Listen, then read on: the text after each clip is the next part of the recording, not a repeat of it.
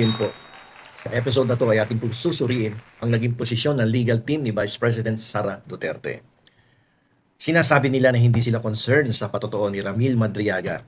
Pero ang nakakapagtaka dito, bakit ayaw nilang dumalo sa pagdinig diyan sa House of Representatives tungkol dito sa impeachment complaint na naisampa diyan sa mababang kapulungan.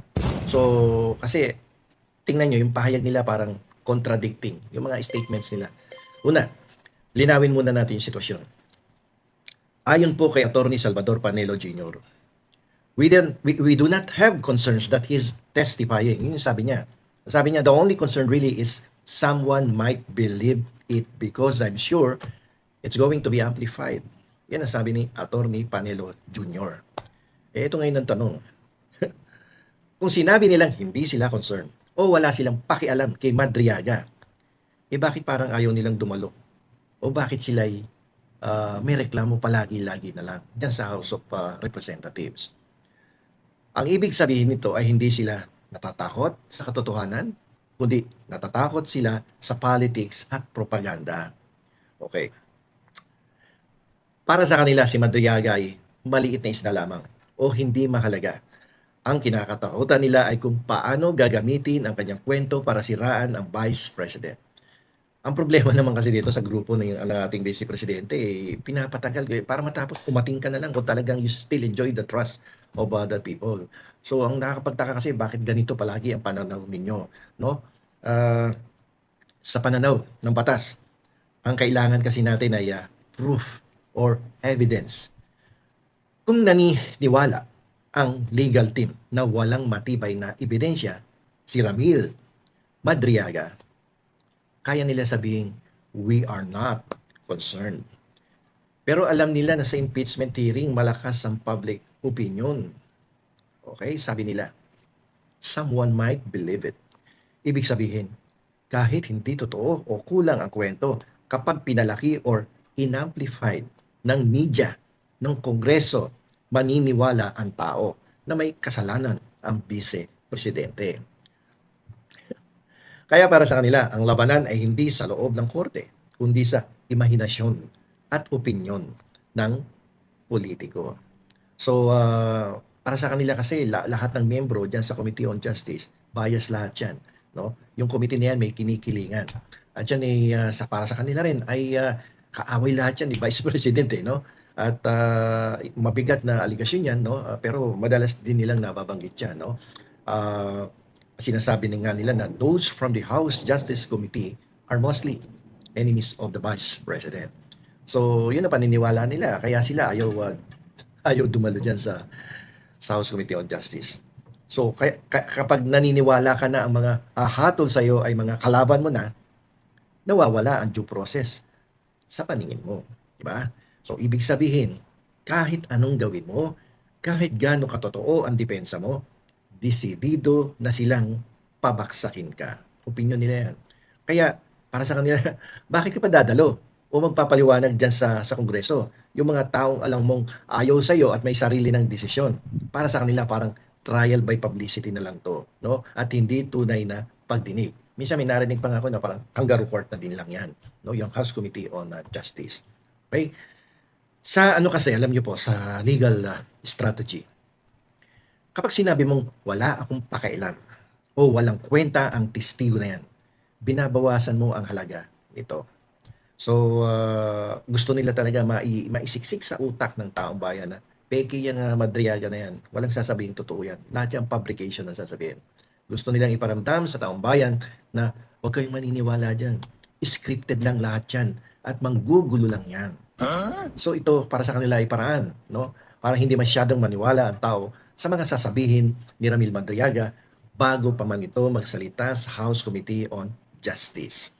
So, wala na talagang niluluto na nila sa isipan ng taong bayan na fabricated at scripted lahat ang sasabihin ni Madriaga. So, maaaring gawin ng legal team siguro na ni Vice President Sara Duterte na talagang tuluyan, hindi mag-a-appear yan. Or they will totally refuse to attend the hearing at the House of Representatives. Kasi nga sa tingin nila ay, sinabi ko na kanina, kangaroo court to. O hindi patas ang proseso. Posibleng hindi sila sumipot no? Malamang hindi sisipot kasi ang argumento nila, we will not participate in a sham hearing.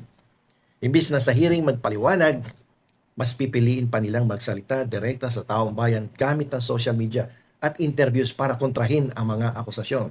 Kaya katulad yan, mag-rally sa Liwasang Bonifacio, mag-rally kung saan-saan, at doon magpapaliwanag sa taong bayan. At isa pang pwedeng gawin yan, pwede sila magsampa ng kaso sa korte para ipatigil ang hearing dahil sa paniniwalang may prejudice o kinikilingan ang mga miyembro ng komite.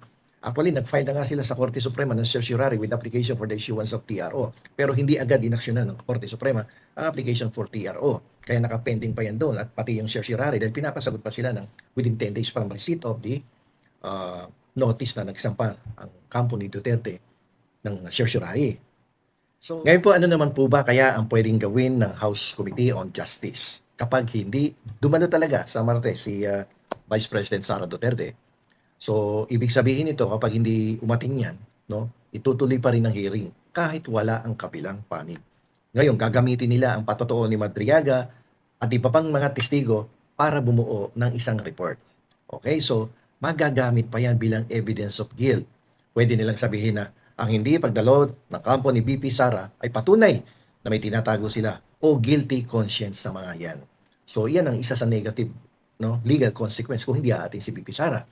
At pwede silang pagmultahin o ipakulong ng Kongreso kung sadyang hindi susunod sa supueno.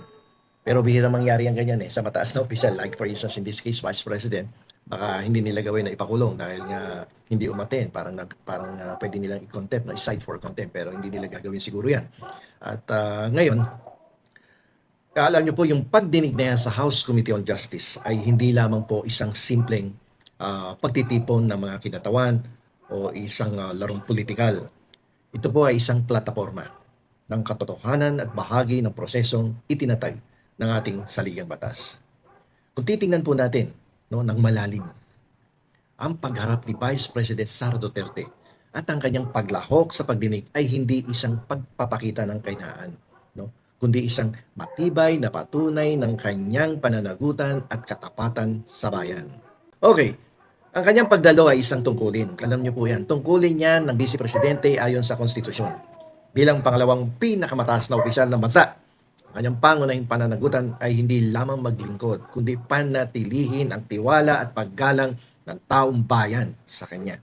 Ang pinakamabisang paraan upang patunayan ang lahat ng yan ay hindi totoo.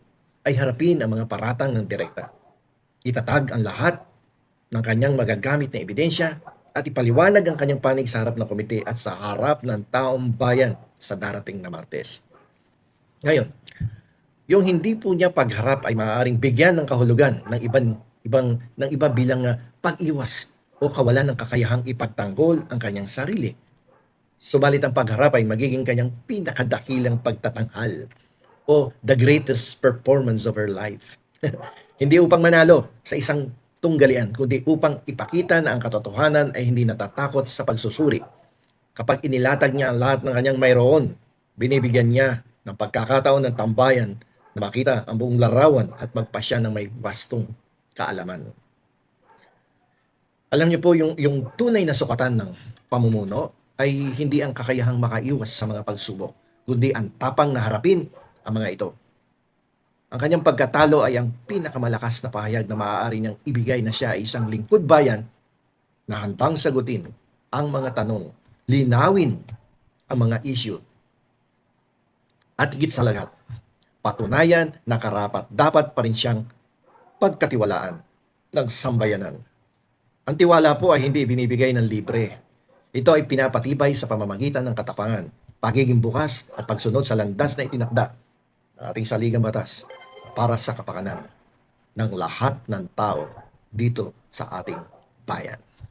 So para matapos ang issue na yan, ang Vice Presidente ay kinakailangang lumahok sapagkat siya ay may constitutional duty to report to the people kung may katotohanan o walang katotohanan ang lahat ng ibinibintang laban sa kanya.